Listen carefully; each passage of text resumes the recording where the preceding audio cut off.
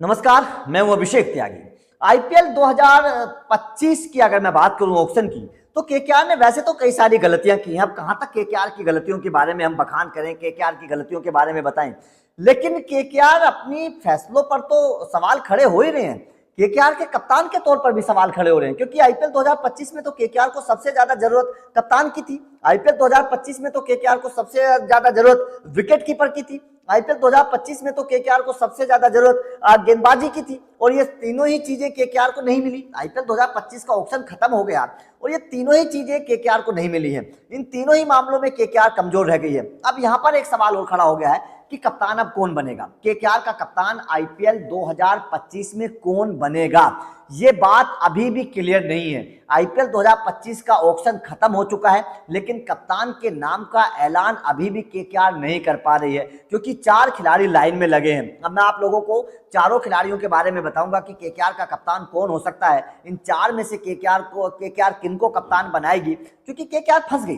KKR कप्तान को लेकर जो है वो फंसी हुई है। केकेआर कप्तान को लेकर जो है केकेआर ने जिस तरीके का फैसला लिया है, ये तो बहुत बड़ा विवादित फैसला हो गया है केकेआर का, क्योंकि कप्तान के तौर पर केकेआर ने 4 ऐसे खिलाड़ी खरीदे हैं जिनको कप्तान बनाया जा सकता है। वो 4 खिलाड़ी कौन से हैं जिन्हें कप्तान के तौर पर जिम्मेदारी दी जा सकती है, जिन्हें कप्तान बनाया जा सकता है, या फिर जिनके ऊपर कप्तानी की जिम्मेदारी दी जा सकती है, चलिए इस पर डिस्कस करते हैं। क्योंकि इस वक्त केकेआर के खेमे की सबसे बड़ी जो चर्चा है वो कप्तान को लेकर है। टीम जैसी बनी, गेंदबाजी जो भी खरीदी है, बल्लेबाज जैसे भी खरीद ली है, वो अलग मैटर है, लेकिन कप्तान को लेकर केकेआर का खेमा जो है इस वक्त सबसे ज्यादा परेशान है। और फैंस की नजर में सबसे बड़ा सवाल यही है कि कप्तान कौन बनेगा।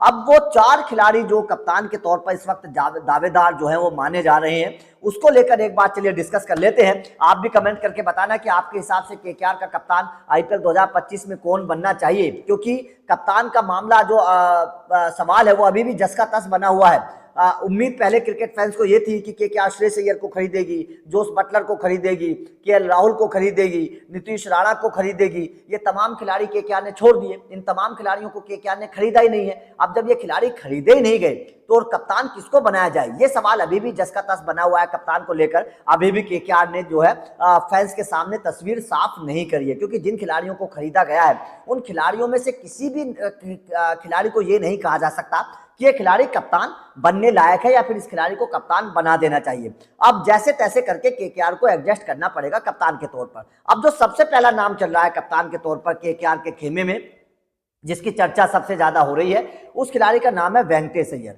अब वेंकटेश अय्यर को इसीलिए कप्तान के तौर पर देखा जा रहा है क्योंकि वेंकटेश अय्यर की रकम जो है वो बहुत हैरान करने वाली है। अब 23 करोड़ रुपए अगर आप किसी खिलाड़ी को दे रहे हैं, तो आप 23 करोड़ रुपए ऐसी तो देंगे नहीं किसी खिलाड़ी को। 23 करोड़ रुपए देने के पीछे कोई ना कोई तो वजह है। अब 23 करोड़ रुपए अगर खर्च कर रहे हैं तो उसका कुछ ना कुछ फायदा भी केकेआर जरूर उठाना चाहेगी। 23 करोड़ रुपए किसी वैसे बल्लेबाज को तो दिए नहीं जाते हैं। 23 करोड़ रुपए आप एक कप्तान के ऊपर ही खर्च करेंगे। केकेआर ने कोई ना कोई तो प्लान बनाया होगा वेंकटेश अय्यर के लिए। 23 करोड़ रुपए खर्च करने के पीछे एक कप्तान की सोच हो सकती है। हो सकता है कि चंद्रकांत पंडित ने बोला हो केकेआर के मैनेजमेंट से, वेंकी मैसूर से, कि भाई साहब इसको कप्तान बना दीजिए, कप्तानी लायक है, आप इसको 23 करोड़ रुपए खर्च कर दीजिए, क्योंकि चंद्रकांत पंडित के साथ वेंकटेश अय्यर खेलते हैं मध्य प्रदेश की टीम में। तो हो सकता है कि वेंकटेश अय्यर को केकेआर ने इतना महंगा इसीलिए खरीदा, श्रेयस अय्यर के पीछे, जोस बटलर के पीछे, केएल राहुल के पीछे केकेआर इसीलिए नहीं गई क्योंकि उन्हें वेंकटेश अय्यर को कप्तान बनाना था और वेंकटेश अय्यर को कप्तानी के तौर पर जिम्मेदारी देनी थी। ऐसा हो सकता है, हालांकि केकेआर ने इसका अभी कोई औपचारिक ऐलान किया नहीं है, लेकिन जितनी रकम खर्च हुई है वेंकटेश अय्यर के पीछे, उसके बाद ये संकेत मिल रहे हैं कि शायद वेंकटेश अय्यर को कप्तान बनाया जा सकता है। नंबर 1 खिलाड़ी जो है वो वेंकटेश अय्यर है। नंबर दूसरा खिलाड़ी मेरे हिसाब से हो सकते हैं क्विंटन डिकॉक। क्विंटन डिकॉक देखिए इस टीम के सबसे अनुभवी खिलाड़ी हैं। सबसे अनुभवी खिलाड़ी क्विंटन डिकॉक है और साउथ अफ्रीकी टीम की कप्तानी भी कर चुके हैं, बहुत अनुभवी हैं, कई सारी टीमों में खेल चुके हैं, मुंबई इंडियंस को चैंपियन बना चुके हैं। कई बार मुंबई को जब चैंपियन बनी थी तो क्विंटन डिकॉक वहां पर मौजूद थे। लखनऊ की टीम में कई साल खेले हैं तो लखनऊ में भी खेलने का अनुभव है। उधर से फिर गौतम गंभीर ने देखा है इनको, गौतम गंभीर इनकी काबिलियत को जानते हैं, परखते हैं। गौतम गंभीर के केकेआर के साथ बड़े अच्छे संबंध है, तो हो सकता है कि गौतम गंभीर पैरवी कर दें कि क्विंटन डिकॉक जैसे खिलाड़ी के ऊपर आप भरोसा जता दीजिए, क्विंटन डिकॉक को आप कप्तान बना दीजिए। हो सकता है कि क्विंटन डिकॉक को कप्तान बना दिया जाए और कप्तानी की जिम्मेदारी क्विंटन डिकॉक के कंधों पर दे दी जाए। ऐसा हो सकता है कि क्विंटन डिकॉक को कप्तान बना दिया जाए। तो ये भी एक बड़ा फैसला हो सकता है केकेआर की तरफ से। अगर क्विंटन डिकॉक को कप्तान बनाया जाता है तो ये भी केकेआर के लिए एक बड़ा फैसला होगा, क्योंकि क्विंटन डिकॉक प्लेइंग 11 में खेलने वाले हैं, सारे मैचेस खेलने वाले हैं, अच्छे खिलाड़ी हैं, सुलझे हुए खिलाड़ी। तो क्विंटन डिकॉक को भी कप्तान बनाना कोई गलत फैसला मेरे हिसाब से नहीं होगा। तो पहला कौन है? पहला मेरी नजर में वेंकटेश अय्यर, दूसरा क्विंटन डिकॉक। तीसरा खिलाड़ी जिस पर कप्तानी की जिम्मेदारी दी जा सकती है वो रिंकू सिंह है। रिंकू सिंह को मैं इसलिए बोल रहा हूं क्योंकि रिंकू सिंह को केकेआर ने नंबर 1 के तौर पर रिटेन किया था। नंबर 1 के तौर पर 13 करोड़ रुपए में रिंकू सिंह को रिटेन करना ये अपने आप में बहुत बड़ी बात है। भरोसा जताना सबसे बड़ी बात यह है। रिंकू सिंह यूपी टी20 लीग में कप्तानी कर चुके हैं, मेरठ मैवरिक्स को चैंपियन बना चुके हैं। रिंकू सिंह की कप्तानी की बड़ी तारीफ हुई थी। अपनी कप्तानी में रिंकू सिंह ने परफॉर्मेंस बहुत अच्छा किया था, अपनी कप्तानी में रिंकू सिंह की बड़ी तारीफ हुई थी। तो जाहिर तौर पर रिंकू सिंह को कैप्टन बनाया जा सकता है। और रिंकू सिंह एक सुपरस्टार खिलाड़ी हैं, केकेआर अपने सुपरस्टार खिलाड़ियों के ऊपर हमेशा भरोसा जताती है, उनको छोड़ती नहीं है। रिंकू सिंह को रिटेन करने के पीछे भी शायद यही वजह होगी, नंबर 1 पर रिटेन करने के पीछे, कि शायद रिंकू सिंह को कप्तान बनाने के बारे में केकेआर सोच रही है। उनका खेल देख चुकी है, उनका कप्तानी देख चुकी है, यूपी टी20 लीग में जिस तरीके की कप्तानी रिंकू सिंह ने की थी। तो तीसरे खिलाड़ी रिंकू सिंह मेरी तरफ से ऐसा लग रहा है कि शायद रिंकू सिंह के ऊपर भरोसा जताया जा सकता है केकेआर की तरफ से।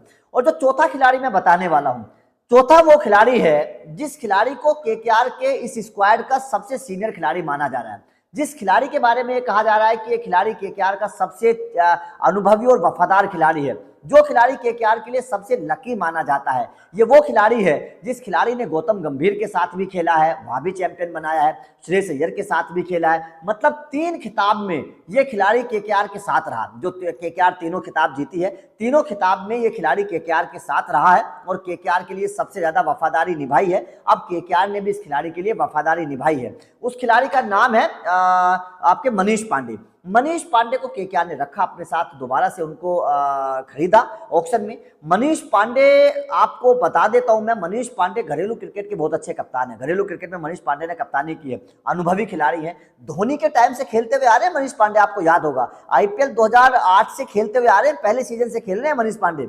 ये मनीष पांडे के बारे में मैं आप लोगों को बता देता हूं, पहले सीजन से खेल रहे हैं। और मनीष पांडे के नाम एक रिकॉर्ड भी है, भारतीय खिलाड़ियों की तरफ से सबसे पहला शतक आईपीएल में मनीष पांडे ने लगाया था, ये भी आप लोगों को मैं बता देता हूं।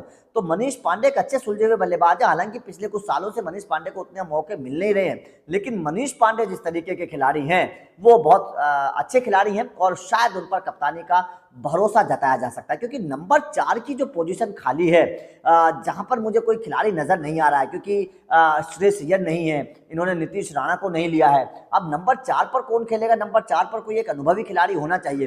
तो नंबर 4 पर मेरे हिसाब से शायद आपको नंबर 3 या नंबर 4 पर शायद आपको मनीष पांडे नजर आ सकते हैं। मनीष पांडे शायद आपको नंबर 3 या नंबर 4 पर केकेआर में खेलते हुए नजर आ सकते हैं। श्रेयस अय्यर की जिम्मेदारी को मनीष पांडे निभा सकते हैं और मनीष पांडे को शायद कप्तानी भी दी जा सकती है। तो मेरा मानना है कि शायद मनीष पांडे केकेआर के अगले कप्तान हो सकते हैं, या फिर क्विंटन डिकॉक, या फिर वेंकटेश अय्यर, या रिंकू सिंह। इन 4 में से कोई एक केकेआर का कप्तान बन सकता है। आपके हिसाब से केकेआर का कप्तान कौन बनना चाहिए? कमेंट करके बताइएगा।